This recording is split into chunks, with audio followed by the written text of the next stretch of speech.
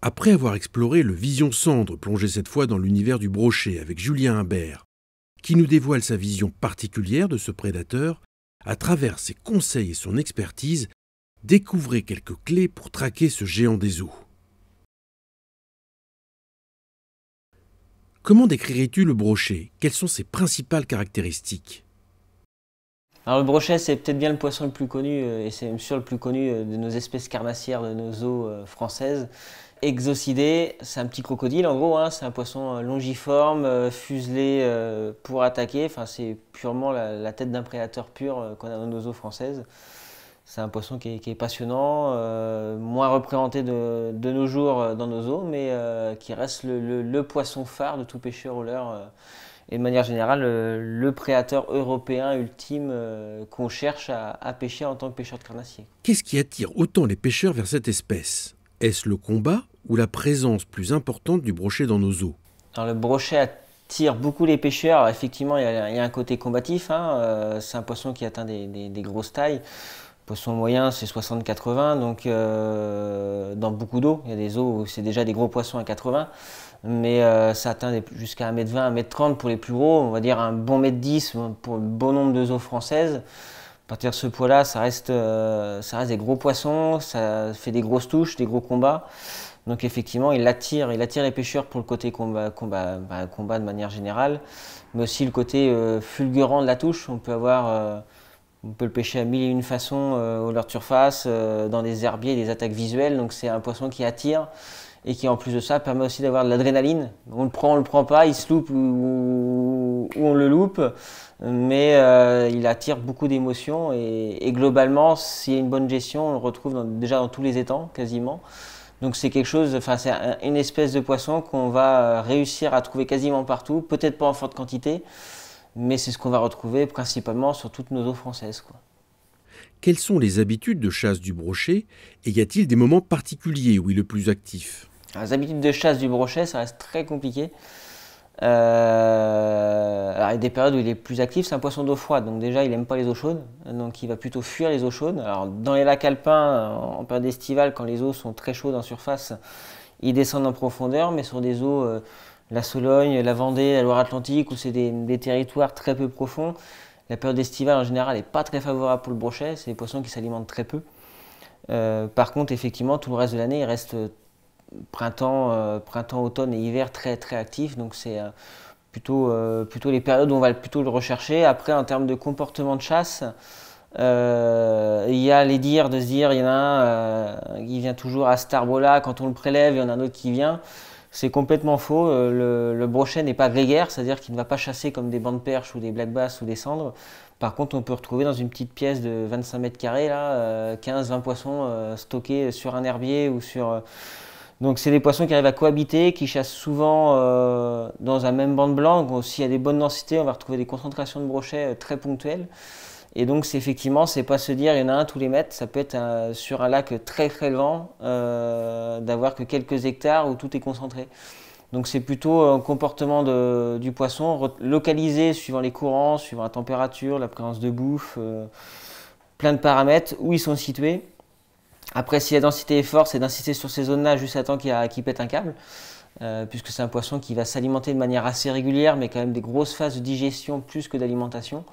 Et un poisson en mode off en brochet, il est en off, c'est-à-dire que contrairement à beaucoup d'espèces qu'on va réussir à déclencher, un poisson qui est en mode repos, on le voit dans l'eau claire, on peut lui mettre ce qu'on veut sur le nez. À pire des cas, à un moment il en a marre, il se barre. Mais il ne va jamais attaquer de manière agressive, se jeter sur le leurre, sauf si c'est il est en mode on, action, attaque, quoi.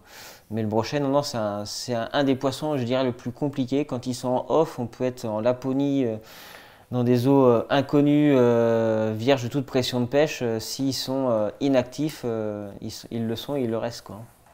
Le changement de temps a-t-il une influence sur cette espèce? Alors le changement de temps a une grosse influence. Alors déjà les poissons feraient de plus en plus tôt.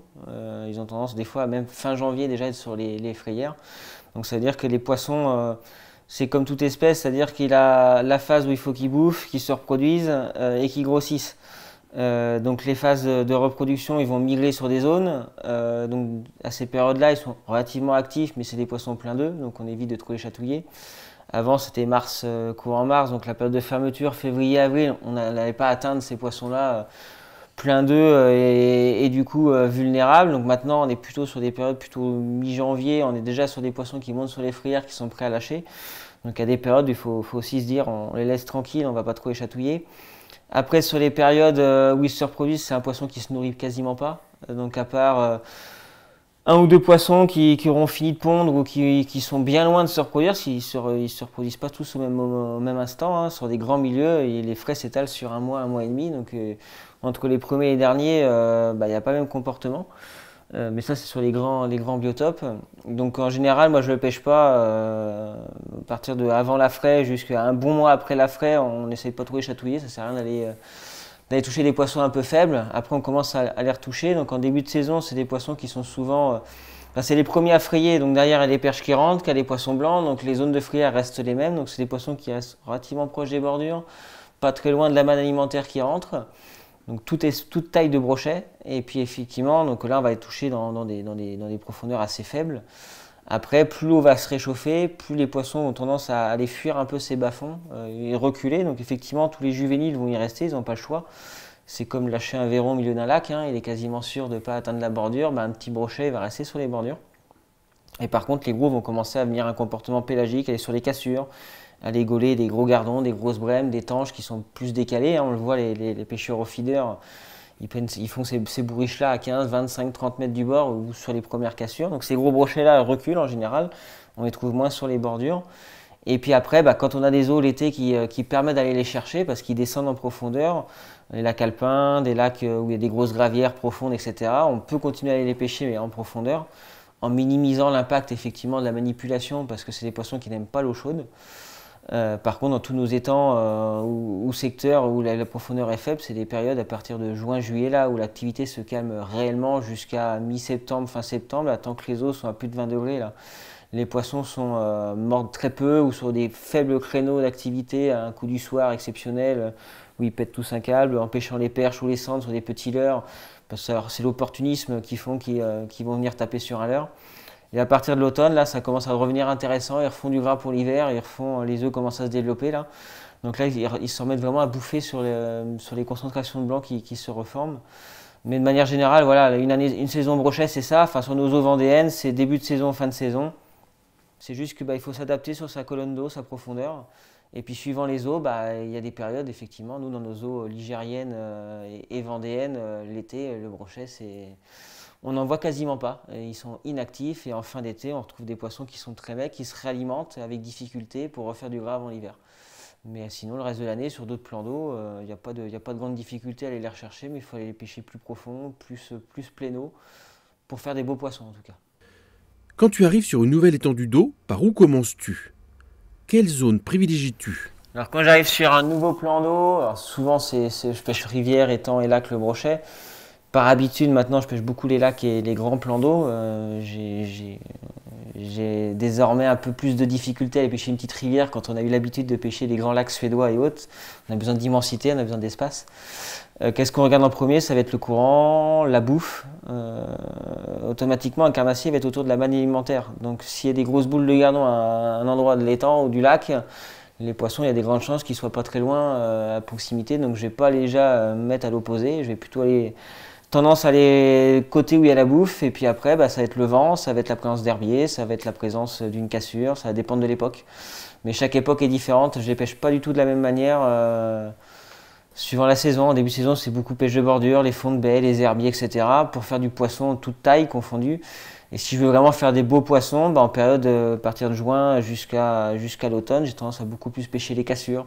Donc je cherche les boules de bouffe dans les courants internes dans les lacs, dans un bras principal dans un grand étang, dans un grand plan d'eau qui fait goulet. Enfin, les zones finalement péage où les poissons s'arrêtent et attendent que la bouffe arrive, quoi. Parle-nous des leurres utilisées pour traquer le brochet. En termes de gamme de leurres pour le brochet, il y a énormément de leurres sur le marché, plein de modèles. Il y a 3 grandes familles, c'est les leurres ferraille, leurres souples, leurres dures. Dans chacune de ces familles, on retrouve une multitude de possibilités. Dans les leurres dures, on va trouver les leurres surface, top water, donc aussi bien des poppers que des pencils et autres. Là, c'est un pencil, donc ça, c'est très bien en début de saison ou en été, sur les bas-fonds ou en coup du soir, sur des pêches, sur des zones shallow où les poissons viennent monter sur les fourrages.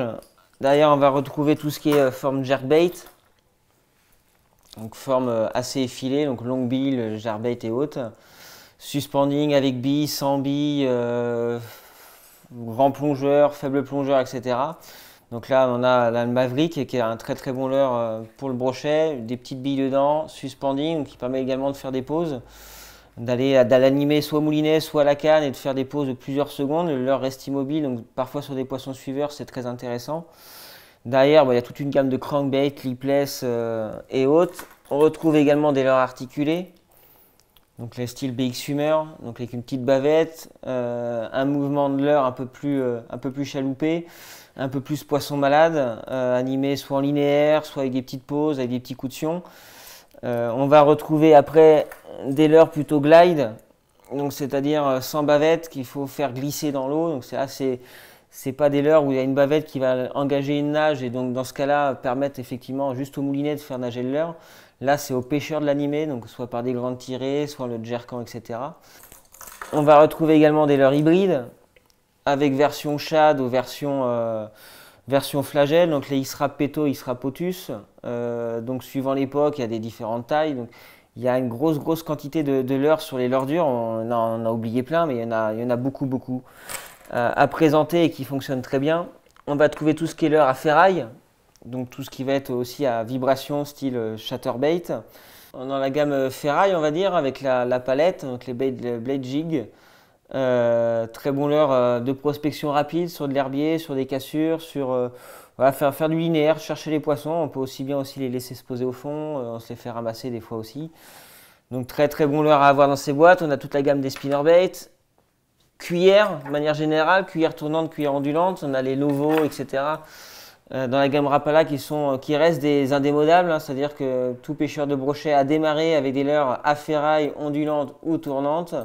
En France, c'est des leurres qui sont un peu oubliés mais qui sont toujours aussi efficaces, qui marchent très bien, ça se lance très loin, ça fait beaucoup de prospection et ça fait des flashs, ça brasse de l'eau. Donc ça reste des très bons modèles pour la pêche du brochet. Et après, on a toute la gamme des leurres souples. Donc on a aussi bien des leurres avec des flagelles, ici l'olio. On a la version Soft Otus, Soft Peto, donc version shad.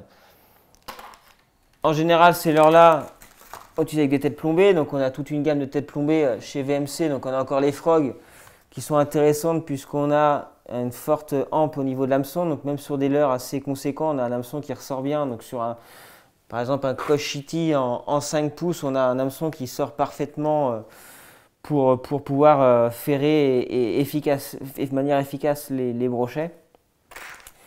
Et puis après, il y a divers montages. Donc là, on a les moustaches donc qui sont sortis chez VMC il y a déjà quelques années en version lourde et maintenant en version shallow. Aussi bien pour aller pêcher des cassures que pour pêcher sur des zones shallow, sur de l'herbier. On peut même rajouter des poids pour aller un peu plus profondément. Ça dépend de l'animation qu'on veut. Et là-dessus, on vient y greffer n'importe quel type de leurre. En général, sur la gamme Rapala, pour être très planant, de l'olio. Donc là, on va pêcher très lentement, on va brasser beaucoup d'eau. Pour être un peu moins planant, avec quand même une vibration assez importante au niveau brassage de l'eau, la version Otus.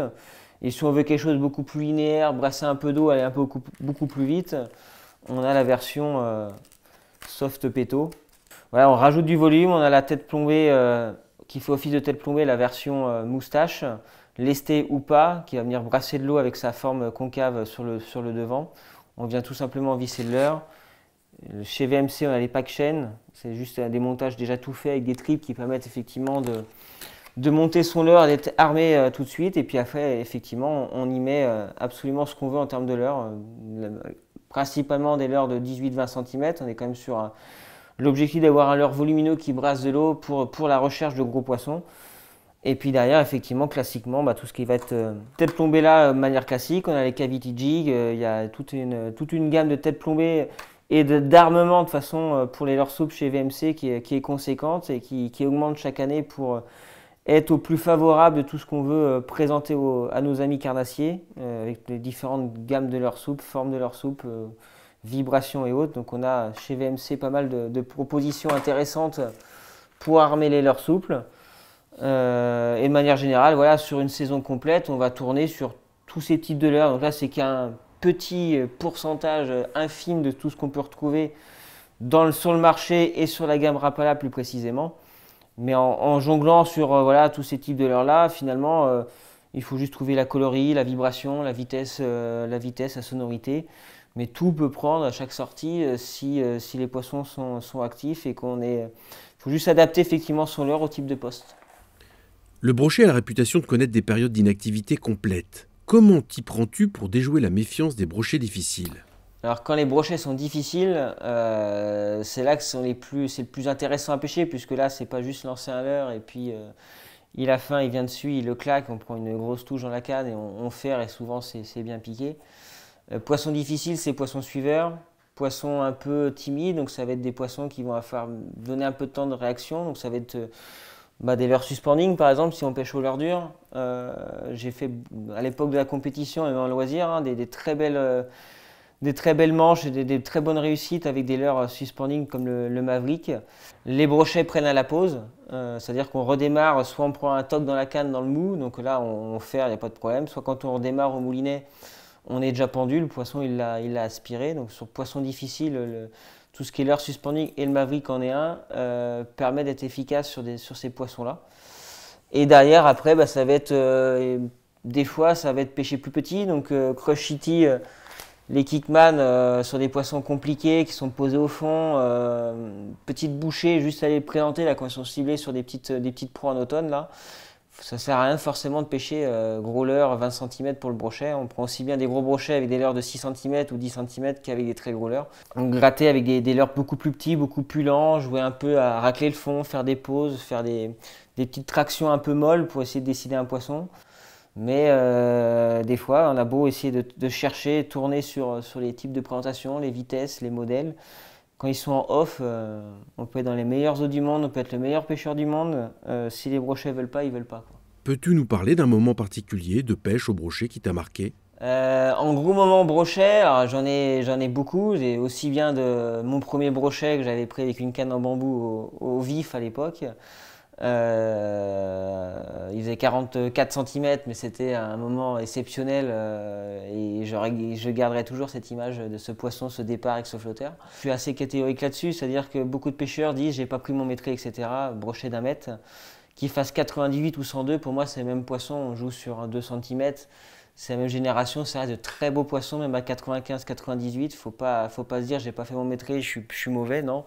Il y a des très bons pêcheurs de brochet qui n'ont jamais fait de métré de leur vie et pourtant ils savent pêcher le brochet. Mais effectivement, il y a cette barre mythique qui est à atteindre et j'ai mis des années à la franchir. Donc le premier ça va être 2011 ou 2010, mon premier brochet métré. Donc ça fait 14-15 ans maintenant. C'était un poisson de 103, donc c'était pas un poisson exceptionnel. C'était en Suède, sur un lac suédois près de Stockholm, là. Une pêche, on a nié les brocs, là, sur une bordure d'herbier, là. Et des poissons moyens jusqu'à 80-90. Et forcément, quand on aligne, on est en Suède, on se dit, tiens, peut-être réussir à faire mon brochet métré. Et il y a ce poisson qui claque 2 jours avant la fin du séjour, là, pêchant en texan palette, là. Sur un shad sur de l'herbier, il m'arrache la canne des mains. Au ferrage, je sais que c'est gros. Je sais qu'il faut mettre la pression pour qu'il rentre. J'ai le frangin qui est à l'épuisette. Le combat dure 23 ou 24 secondes puisque c'est filmé. Et il y a un cri de guerre qui sort de ma gorge comme un gamin qui a jamais pris de brochet de sa vie. Et c'est un poisson d'1 m 03 qui aujourd'hui paraît anodin parce que j'en ai pris effectivement beaucoup des brochets métrés, mais qui restera le brochet, mon brochet métré, mon premier brochet métré. Ça a des images qui restent gravées, des anecdotes, des particularités. C'est pas des poissons qu'on prend, voilà, on sait qu'il est là, on le ponce et on le prend. C'est des poissons où, quand on n'y croit plus, on se dit tiens, allez, j'insiste, et puis où on croit que l'espoir, il n'y en a plus, puisque ce poisson-là, il part, c'est un plan d'eau qui est compliqué, qui est surpêché.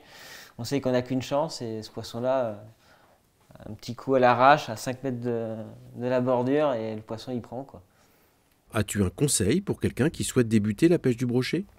Alors, quand on débute au brochet, un petit conseil, c'est pas de se précipiter. C'est-à-dire que beaucoup de pêcheurs ont l'impression, plus je bats du terrain, plus j'ai des chances de faire du brochet. J'ai 600 mètres de roselière, allez, je fais un lancer tous les 5 mètres et j'avance, je fais ma 600 mètres de roselière en 1 heure en power fishing.